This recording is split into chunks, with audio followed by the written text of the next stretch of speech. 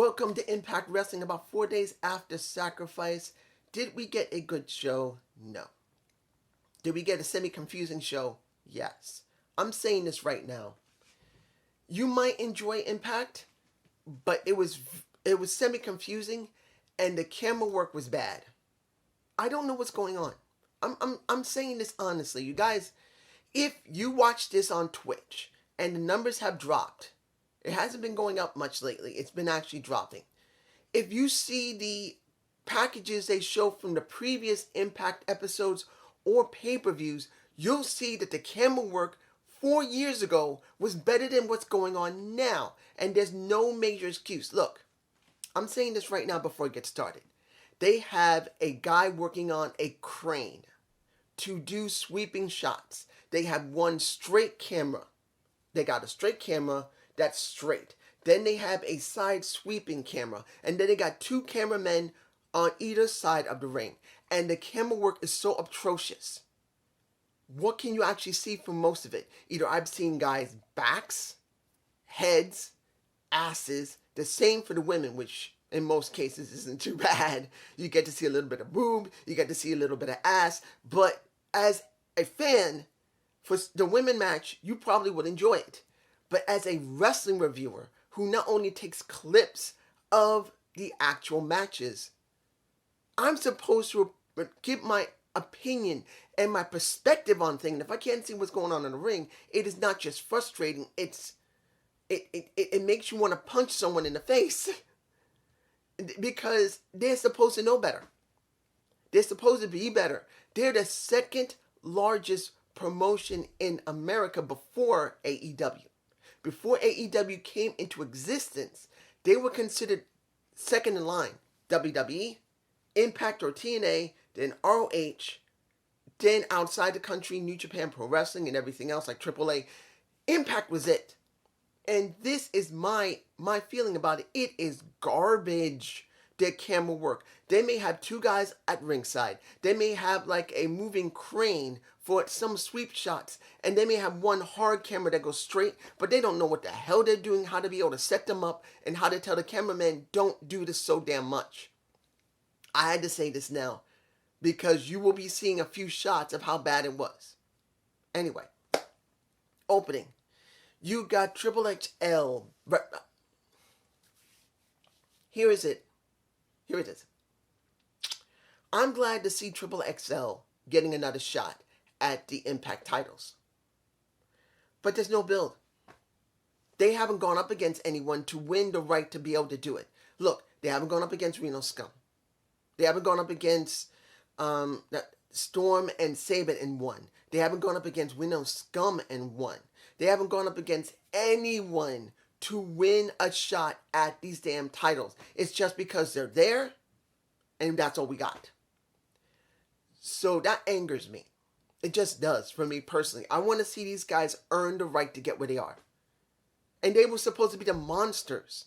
They're bigger than anyone else in weight, in generally the size.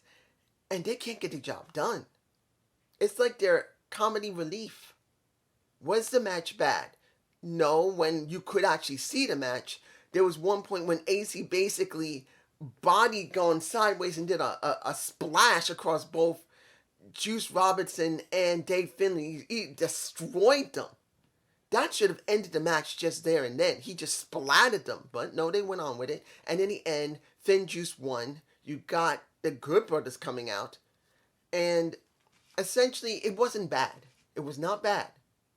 Knowing that now Finn Juice will be in New Japan Pro Wrestling with the Impact titles because they're going back to Japan. They seem to be under contract with them. So they're going to be showing the titles there, which basically is not bad because Impact is known internationally. There's no problem. They have worked with Pro Wrestling Noah. I think they worked at one point long ago with All Japan Pro Wrestling. I could be wrong. You guys can tell me below. Admittedly, I haven't seen All Japan Pro Wrestling, but maybe once or twice. But the point is, yes, they're getting their name out in the other promotions internationally. Internationally. But here's the thing. You don't have a tag division. What do you have? Sabin and Storm.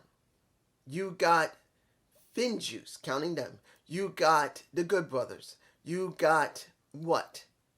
Reno Scum. What else do you have? You don't have Raju, and you definitely don't have. I'm going to be talking about Shira and Raju in a minute, but this is all you got.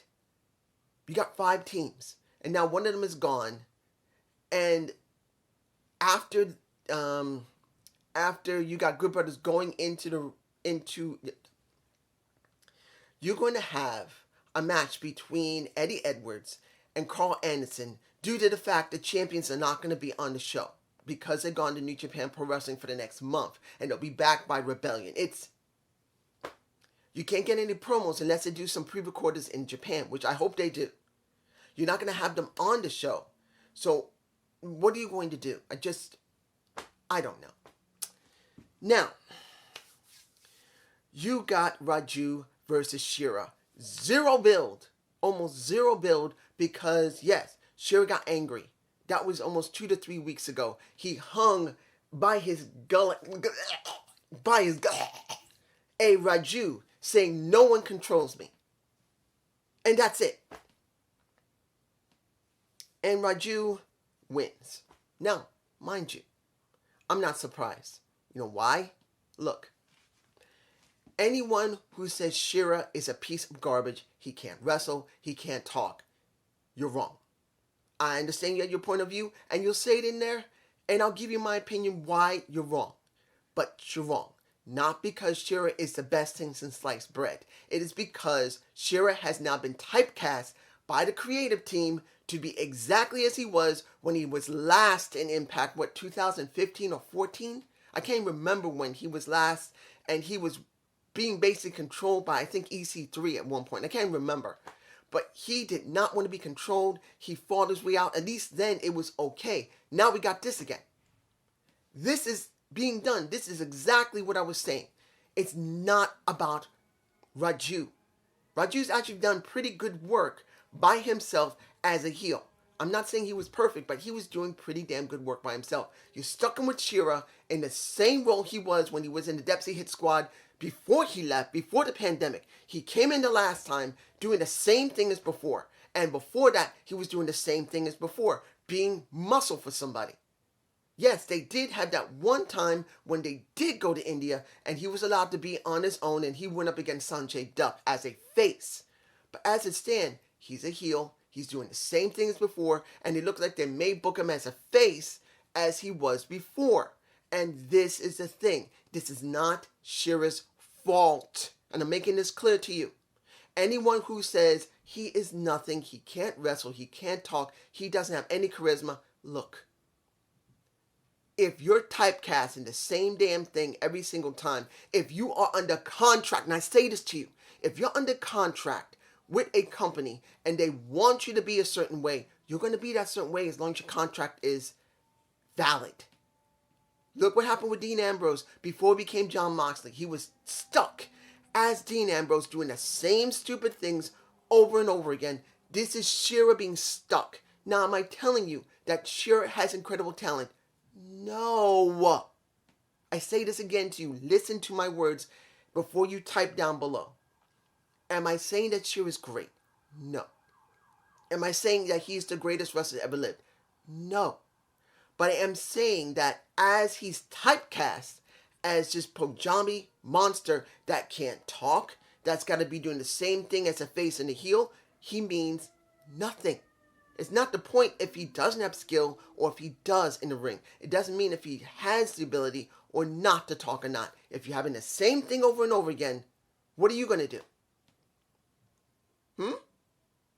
If you're stuck in the same role as an actor, no matter what, and you try to go outside and you can't, what do? Do you get complacent? Or do you go fight it? He probably already tried to fight and he couldn't get anywhere, so he became complacent. So he doesn't care. Not because he probably couldn't be more, it's because he doesn't care anymore, because every time he comes back to the same company, which I don't understand why, they stick him into the same character. That's just me. You guys tell me below. There you go. Now, the Brian Myers moment with Eddie as well as Matt Cardona. This, I felt, should have been done a while ago. Yes, they could have had those couple of matches, and then his eye was messed up, and I would have liked this. Look, you got Matt with Eddie in the hallway. They meet Brian. They said, look, it's over. We're done. You don't have to start this. They're in my face. The thing that gets me is that Matt should have already take that thing off his eye, that eye patch, and said, come on, man, this is no point in this. Come on, take that damn thing off. I've known you for years, and you don't do this when you're on the podcast. Come on. You got more than this. And saying exactly as he said, look, I have been with you for a while now, and I wanted to be on my own. Why you had to follow me here? This is what I want. I don't want you here. And yes, D-Lo did say, look, there's not much you can do. He's working here.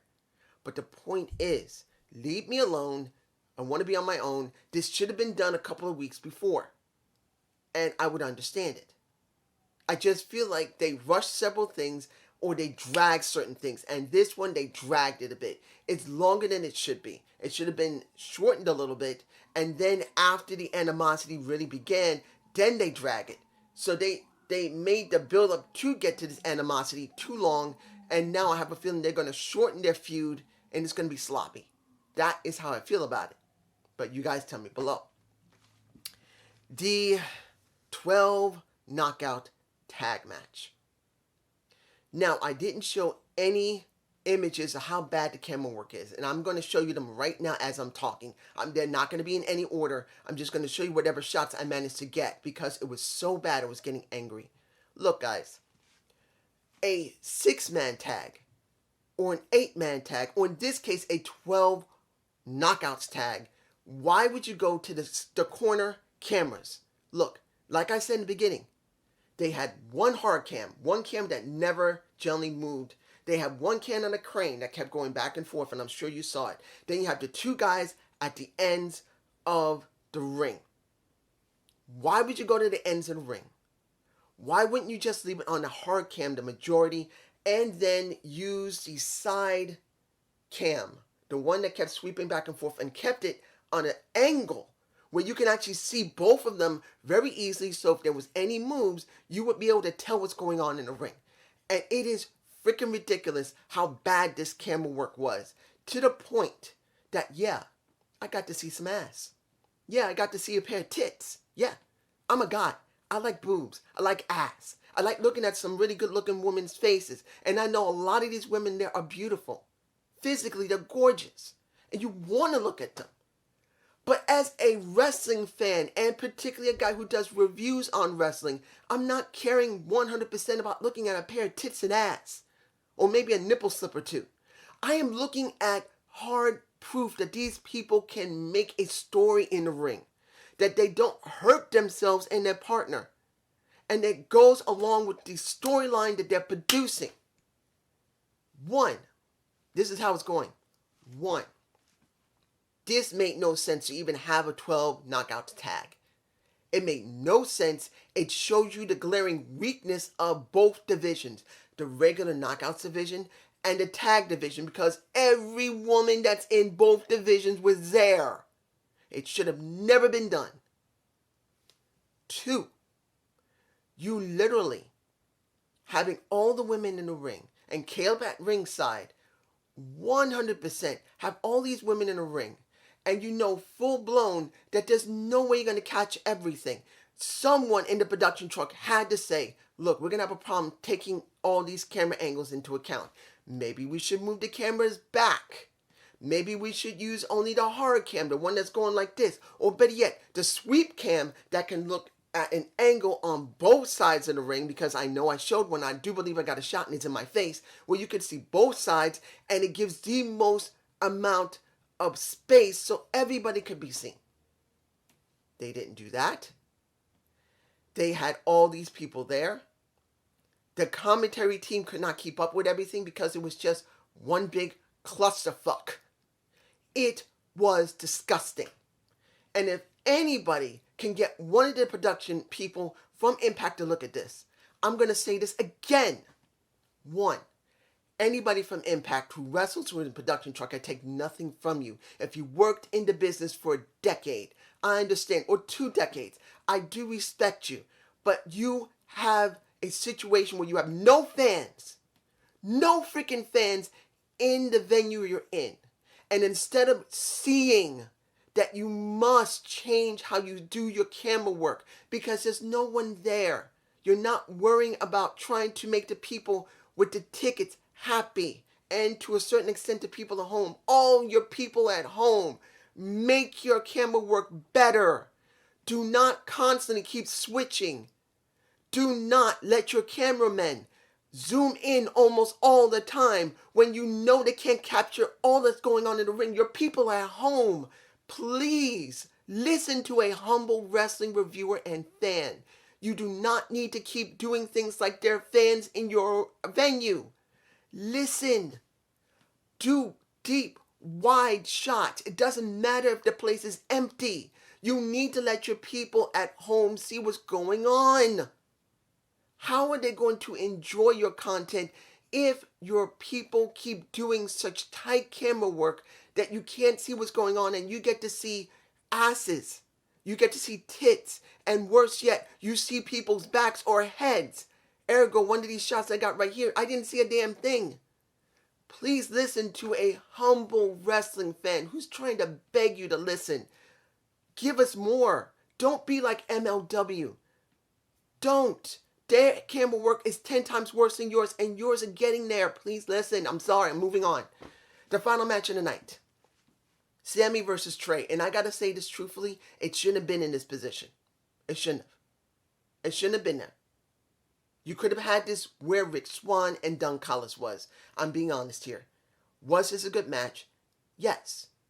Seeing Trey get his leg jammed into one of the pieces of the ring outside and then get kicked really did add to the match. He had to struggle. And I had a feeling that Sammy had to win here. Because the way they were booking it, it looked like Trey would win, but Sammy should win if you're trying to make a narrative of Trey will never get anywhere without Sammy. And Sammy is trying to indoctrinate him into the ICU. That's what it's looking like. And in the end, Sammy won. So next week, hopefully they'll keep building on top of that to make it mean sense. But it did not need to be at the end of the damn show. I'm sorry. This was a good match. But you should have had your champion be at the end of the show, not near the middle of the show. It made no sense. At least not to me. Now, we got Rick Swann saying hello a little bit to a Thunder Chocolate in a Willie Mack. And Willie wants to go party, but he said, look, I'm glad you love it. I'm glad you love me. I'm glad you're proud of me, but there's some business I gotta handle. So he goes to the ring, and Rich cuts a very good promo. It was a bit long, but it was understandable. He wanted to cover how important it was for him to struggle where he was. Losing his family. He didn't generally say it, but losing his family, having to struggle after he hurt his ankle, and then build up into the point of where he is now. It was well done. I did enjoy it. I don't know about anybody else, but I did enjoy it. But what made that segment was Don Callis coming out, and they got to say this. You can say a lot about Don Callis, but he's got two things working for him. One, he cut a beautiful promo. And two, the man is spiffy. He's dressed pretty cool. He is. For me personally, I'm not like, look at me. I'm wearing a Lennox Action Show shirt. I'm a bit of a nerd. So, at the age of 50 almost, I'm a bit of a nerd. But hell, that's just me. But he cut a beautiful promo that put over Rich, put over himself, and definitely put over a Kenny Omega. He pretty much said, I've always been in your corner. Always. I'm the one who fought for you to become a part of Impact. When you got hurt, who was the one to make sure you got the checks? And he said before all of this, he said, tell me if I'm wrong, you could tell me if I'm lying, but everything I'm about to say is true. And he nodded. He didn't want to admit it, but he nodded every time when he came up with a point saying he made sure he got his checks. He made sure he called them to make sure he was all right. He was one that pushed for him to go up against Eric Young to get the title back. And then he even pushed for him to do this, to become now Impact's unified champion. He has been the invisible hand for him. But he made it very clear when it came to the Sheik has always been by his corner. And when he knew about his nephew, how much he loved the Sheik as a mentor, and I bet like an uncle to himself. Like a big brother, or, no, not uncle, but a big brother. And he took everything to his heart of what he said. And he said one point, look, when I first got my check, when I really was making money, and I got my first car, and then I saw someone else had a better car, and I was all upset. And I wanted that car, and the Sheik told me, generally, this is what I'm seeing. There's always going to be someone that you're going to always, there's always going to be somebody that's always going to have something better than you, and you're always going to covet it.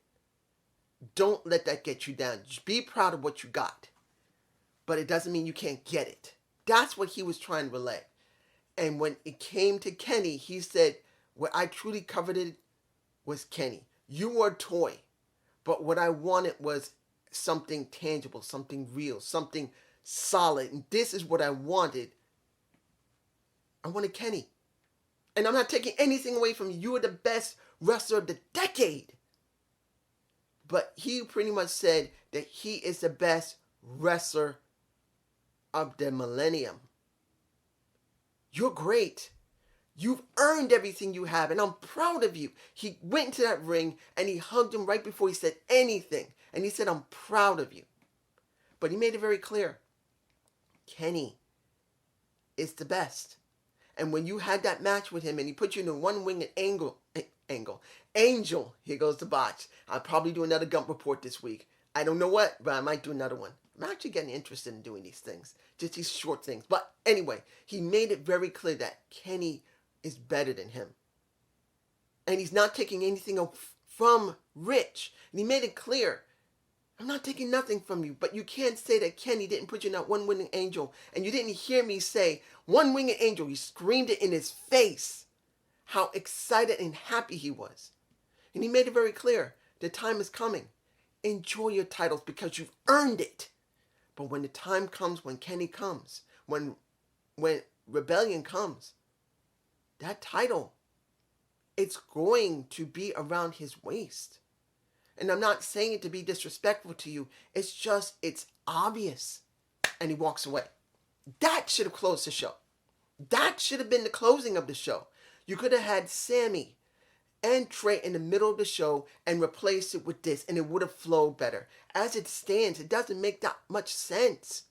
The 12 knockouts match didn't make any sense. It's confusing. What are they showing? Are they trying to show that these are all the women and there's nothing for the women's division and there's nothing for the knockouts women's division? I don't get it. And yes, I know I could mention about Violent by Design and what happened with Rhino, and I really don't need to. It was exactly what anybody expected. Rhino had to go over. And I don't really need to describe that. But then it's another confusing thing because shouldn't you be promoting Violent by Design more just than having a match with Rhino? Where's the promo segment? Where's the segment that gives you a reason why Rhino even did this? It was a confusing show. It was like it was pieced together. Even though it was recorded ahead of time, it was pieced together at the last minute, and I just don't get it. And I still say this to anyone who's watching this. And if you have any way of getting anyone to see this video from Impact Wrestling who's in the production or creative, please. I am not insulting you.